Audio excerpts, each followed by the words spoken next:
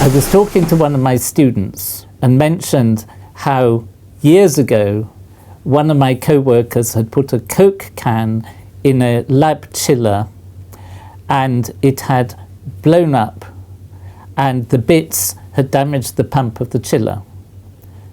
And then I suddenly thought, what would happen if we put a Coke can in liquid nitrogen? So late last night, I went out and bought 2 cans of Coke. This was a first for me. I've never bought cans of Coke and I've never tasted any. You never tasted Coca-Cola? I've never tasted Coca-Cola. One little sip? Not a sip. Are you allergic to it, or? No, it just doesn't appeal to me. And now I've got to this age, I don't want to spoil my record. I might be the oldest non-Coke drinker in the world. There's not Coke in there, is there? No. Then I persuaded Neil that it was worth doing.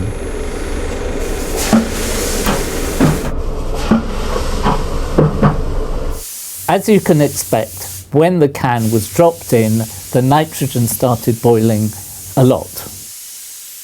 What I was interested in is that CO2 is quite soluble in cold liquid, but it's not soluble in ice, or it's poorly soluble. So, of course, what should happen is that when the Coke freezes, the CO2 should come out as a gas, and the pressure should go up. At the same time, because ice is less dense than liquid, the liquid in the Coke can should expand. But because liquid nitrogen is pretty cold, the CO2 may well solidify, so the effect will be less than if it was a gas.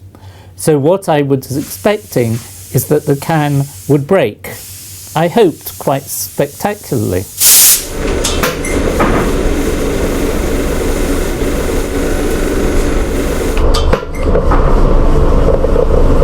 And the first time we did it, it was quite exciting because the can split before all the Coke had frozen.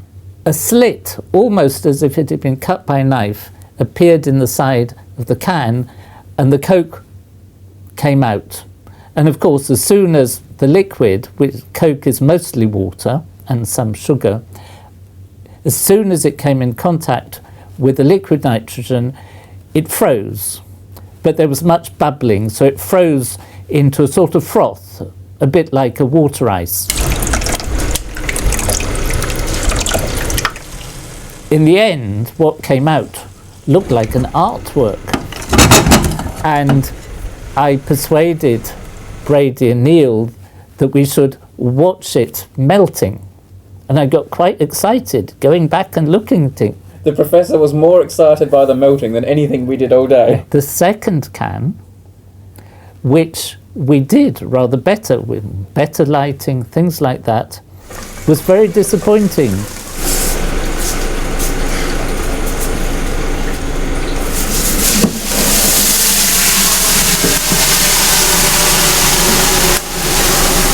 Because it froze completely before the can split.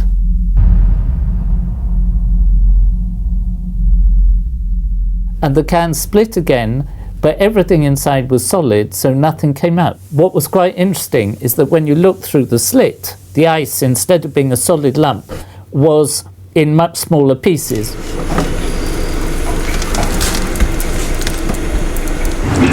Not quite like sand, but quite powdery.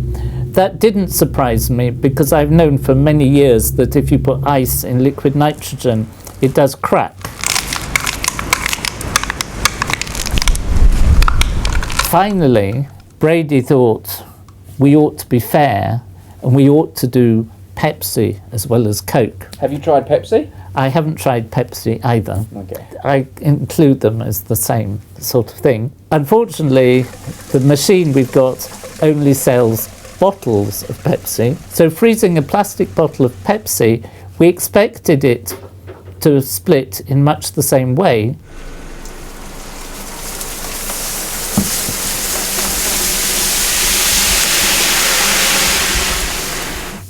But in fact, it was very disappointing because the bottle froze completely without splitting at all.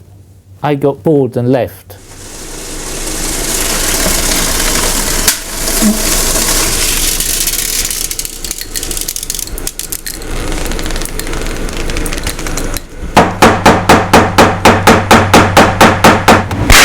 Brady and Neil couldn't restrain themselves from tasting the frozen Pepsi, but I kept my pledge.